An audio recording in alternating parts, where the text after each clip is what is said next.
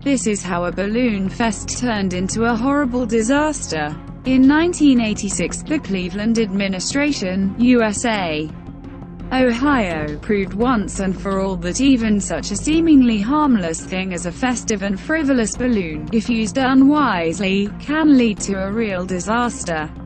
It all started with a laudable, but not too thoughtful initiative to arrange a fun holiday for the entire city, and at the same time break the world record for the simultaneous release of balloons filled with helium. Balloonfest '86 began with 1.5 million balloons inflated with helium and collected under a giant net. It was organized by the United Way Foundation as a charity event.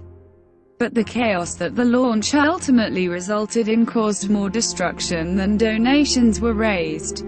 It all went wrong from the start. Due to the weather forecast, which foreshadowed the storm, the organizers were forced to release the balloons earlier than planned. The rain that began to wet the balls, which is why they began to fall to the ground without bursting. They covered the surface of Lake Erie, interfering with the work of the Coast Guard, which was in the middle of an operation to locate and rescue 2 people who were in the water after their boat capsized. Their bodies were discovered much later. The wind knocked the balls into large clouds, which blocked the view of rescuers on helicopters.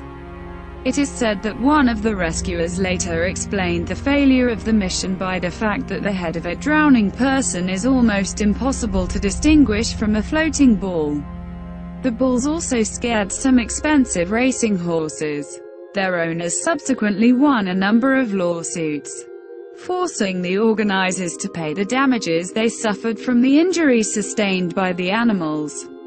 Finally, despite being made from biodegradable latex, the balloons have long been a perennial source of headaches for city utilities and local farmers.